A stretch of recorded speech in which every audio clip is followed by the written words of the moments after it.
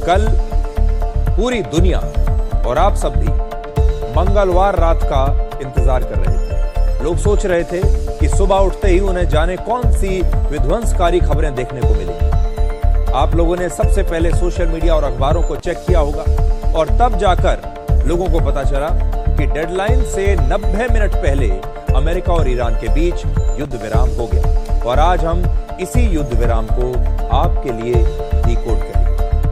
कि सबसे बड़ी खबर यही है कि युद्ध के 40वें दिन अमेरिका और ईरान के बीच 2 हफ्ते यानी 22 अप्रैल तक युद्ध विराम लागू हो चुका है। युद्ध विराम की सबसे बड़ी शर्त यह है कि अमेरिका और इजराइल ईरान पर अपने हमले रोक देंगे और जवाब में ईरान भी अब अपने हमले बंद कर देगा और ईरान की सेना हॉर्मुज के रास्ते से समुद्री जहाजों को आने जाने का सुरक्षित रास्ता देगी, यानी ईरान अब हॉर्मुज के रास्ते को खोल देगा। अमेरिका के राष्ट्रपति डोनाल्ड ट्रंप ने आज सुबह 5:30 बजे तक की डेडलाइन देकर ईरान की पूरी सभ्यता को खत्म करने की धमकी दी थी और आप सब लोग भी जब रात को कल सोए होंगे तो इसी आशंका के बीच आप सोए होंगे कि कल सुबह जब उठेंगे तो न जाने कौन सी खबर देखने को मिलेगी, सुनने को मिलेगी। लेकिन इस डेडलाइन से लगभग 90 मिनट पहले ही युद्ध विराम हो गया। इससे पहले राष्ट्रपति ट्रंप ने पहली बार 5 दिनों का और फिर दूसरी बार 10 दिनों का एक तरफा युद्ध विराम लागू किया था, आपको याद होगा। लेकिन ईरान ने दोनों ही बार किसी भी तरह की बातचीत से इनकार किया था और कहा था कि वो अमेरिका से कोई समझौता नहीं करेगा और ना ही वो अमेरिका से कोई बातचीत कर रहा है। लेकिन अब आज ईरान ने पहली बार इस युद्ध विराम के समझौते को स्वीकार किया है और युद्ध को रोकने के लिए अपनी 10 शर्तें अमेरिका के सामने रखी हैं। इस युद्ध विराम पर अमेरिका और ईरान के बीच औपचारिक बातचीत 10 अप्रैल को होगी और आपने देखा होगा युद्ध विराम शब्द आजकल बहुत इस्तेमाल होता है। तो नया ट्रेंड ये है कि युद्ध विराम अब शांति का संकेत नहीं बल्कि अगले युद्ध की तैयारी का एक छोटा सा ब्रेक बन चुका है। पिछले साल जून में इजराइल और ईरान के बीच एक युद्ध विराम हुआ था जो सिर्फ 8 महीनों में ही टूट गया और हर बार ये युद्ध पहले से ज्यादा खतरनाक और भीषण हो जाता है। दुनिया भर के देश पिछले 40 दिनों से युद्ध विराम की इसी खबर का इंतजार कर रहे थे क्योंकि इस युद्ध की वजह से पूरी दुनिया में ऐतिहासिक ऊर्जा संकट पैदा हो गया है। लेकिन बड़ा सवाल यह है कि क्या 22 अप्रैल के बाद भी ये शांति टिकेगी या एक बार फिर से नए सिरे से ये युद्ध फिर से शुरू हो जाएगा। अब आपको ये बताते हैं कि समझौते के लिए ईरान ने अपनी कौन सी 10 शर्तें रखी। अब तक ईरान की सरकार या विदेश मंत्रालय ने औपचारिक रूप से कोई शर्त नहीं रखी है, सार्वजनिक रूप से उन्होंने कुछ नहीं बताया। लेकिन दुनिया भर में ईरान के जो अलग अलग दूतावास हैं अलग अलग देशों में, वो सोशल मीडिया पर ईरान की शर्तों की लिस्ट पोस्ट कर रहे हैं। तो हमने इन सबको पढ़ा और उन सबको पढ़ने के बाद हम वो इस नतीजे पर पहुंचे हैं जो ईरान इशारा कर रहा है। ये शर्तें हैं। पहली शर्त, अमेरिका और उसके सहयोगी देश भविष्य में अब ईरान पर दोबारा हमला नहीं करेंगे और लेबनान में भी यही युद्ध विराम लागू होना चाहिए, यानी अमेरिका अब दोबारा हमला नहीं करेगा। दूसरा, लेबनान पर भी दूसरा हमला अब नहीं होना चाहिए। दूसरी शर्त, हॉर्मुज के रास्ते पर ईरान का ही कंट्रोल रहेगा। ईरान की सेना हॉर्मुज पर अपना नियंत्रण जारी रखेगी और वही तय करेंगे कि हॉर्मुज से क्या होगा। तीसरी शर्त, ईरान को यूरेनियम को प्रोसेस करने की छूट मिलनी चाहिए, इससे परमाणु बम भी बनाया जा सकता है और इसी शर्त पर सबसे ज्यादा विवाद है क्योंकि ईरान आज भी अपने यूरेनियम को छोड़ने को तैयार नहीं है और कह रहा है कि हम आगे भी यूरेनियम की प्रोसेसिंग करते रहेंगे। और आप जानते हैं इस बात को कि ये इसलिए बहुत जरूरी होता है क्योंकि इसी से परमाणु हथियार बनते हैं, परमाणु बम बनता है। और अमेरिका पहले भी ये कहता रहा है कि हम ईरान को परमाणु हथियार नहीं बनाने देंगे।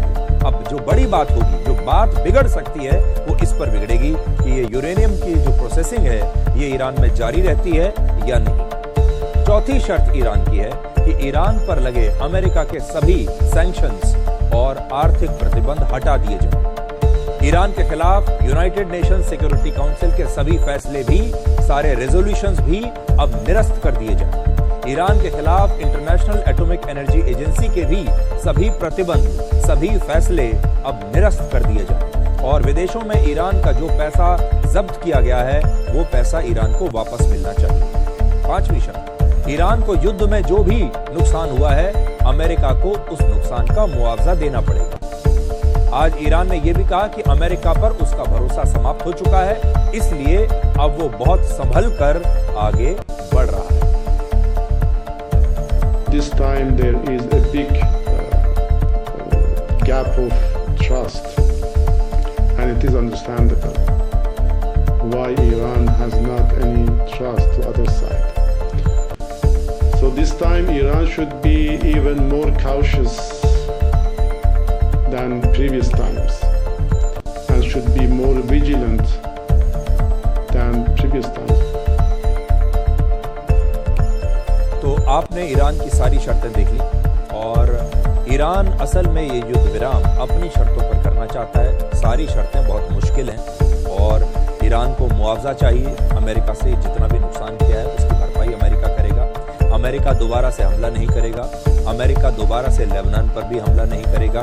इसके अलावा ईरान अपना जो परमाणु बम का जो कार्यक्रम है, हालांकि वो सीधे सीधे ये बात नहीं कहते, लेकिन यूरेनियम प्रोसेसिंग वो जारी रखना चाहते हैं। ये सारी शर्तें उन्होंने रखी हैं और अमेरिका ने जितने प्रतिबंध लगाए हैं ईरान पर इससे पहले, जो सैंक्शंस लगाए हुए हैं, वो सारे भी हटने चाहिए। अब राष्ट्रपति ट्रंप ने युद्ध विराम की घोषणा के बाद सोशल मीडिया पर एक ऐलान किया। उन्होंने लिखा कि ईरान अब पुनर्निर्माण कर सकता है और इसमें अमेरिका भी ईरान की मदद करेगा। तो इसका इशारा आप समझिए, ईरान जो कह रहा है कि हमारा जो नुकसान हुआ है उसका मुआवजा मिलना चाहिए, एक प्रकार से शायद राष्ट्रपति ट्रंप यही इशारा करने की कोशिश कर रहे हैं कि ईरान में जो पुनर्निर्माण का काम होगा उसमें अब अमेरिका भी मदद कर सकता है। ट्रंप ने यह भी कहा कि अमेरिका ईरान की हर तरह की मदद के लिए तैयार है, यानी अमेरिका पैसा देने को भी तैयार है, पुनर्निर्माण करने के लिए भी तैयार है और ईरान इस युद्ध से हुए नुकसान का मुआवजा अमेरिका से मांग रहा है।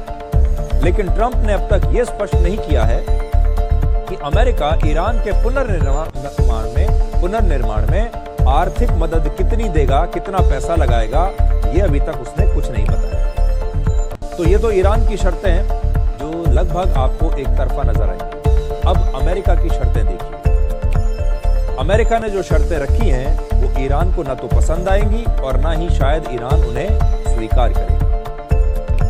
राष्ट्रपति ट्रंप ने यह स्पष्ट किया है कि वो ईरान को अपना परमाणु कार्यक्रम जारी रखने की इजाजत बिल्कुल नहीं देंगे। अमेरिका अब ईरान के साथ मिलकर उसकी अंडरग्राउंड न्यूक्लियर साइट्स पर मौजूद यूरेनियम को बाहर निकालेगा और अमेरिका के सैटेलाइट्स लगातार ईरान के न्यूक्लियर साइट्स की निगरानी कर रहे हैं। ईरान के पास लगभग 400 किलोग्राम यूरेनियम है, जिससे 11 परमाणु बम बनाए जा सकते हैं। ट्रंप ने यह भी चेतावनी दी है कि अगर कोई देश ईरान को हथियार देगा तो अमेरिका उस देश पर भी तुरंत प्रभाव से 50% टैरिफ लगा देगा और इसमें किसी प्रकार की छूट नहीं मिलेगी। तो अमेरिका उन देशों के खिलाफ भी कार्रवाई करेगा जो अब ईरान को हथियार देंगे। अंतर्राष्ट्रीय न्यूज एजेंसी रॉयटर्स के मुताबिक अमेरिका ने ईरान को बैलिस्टिक मिसाइल्स प्रोग्राम रोकने के लिए भी कहा है कि अब आप अपने बैलिस्टिक मिसाइल्स नहीं बना सकते और यह भी कहा है कि ईरान हिजबुल्लाह जैसे गुटों को समर्थन देना बंद करे। सिर्फ एक ही चीज के लिए ट्रंप तैयार हुए हैं कि वो ईरान को टैरिफ और प्रतिबंधों में राहत देंगे, यानी जो अमेरिका ने अभी तक ईरान के ऊपर प्रतिबंध लगाए हुए हैं, सैंक्शन लगाए हुए हैं, उन सबको हटाने के लिए ट्रंप तैयार है। ट्रंप ये भी दावा कर रहे हैं कि ईरान में सत्ता परिवर्तन अब हो चुका है और आगे चलकर ये काफी फायदेमंद साबित होगा। तो अब देखिए, ट्रंप बार बार ये कहते हैं कि ईरान में हमने सत्ता परिवर्तन कर दिया है, अब नए नेता आ गए, अब हम उनसे बात कर रहे हैं। लेकिन वो नए नेता कौन है, वो नई सत्ता कौन चला रहा है, ये बात अभी तक ट्रंप ने किसी को नहीं बताई और ईरान अब भी इससे इनकार कर रहा है कि वहां कोई सत्ता परिवर्तन हुआ है। इस युद्ध में अमेरिका और ईरान अपनी अपनी जीत के दावे कर रहे हैं। ईरान के मुताबिक 5 अप्रैल को इस्फहान शहर में उसकी सेना ने अमेरिका के सैन्य अभियान को पूरी तरह से फेल कर दिया था और इसी वजह से अमेरिका को मजबूर होकर अब ईरान की शर्तों पर यह युद्ध विराम करना पड़ा। ईरान का एक न्यूज चैनल है जिसका नाम है प्रेस टीवी, उसने ईरान के इसी दावे को दिखाने के लिए आर्टिफिशियल इंटेलिजेंस से एक वीडियो शेयर किया है।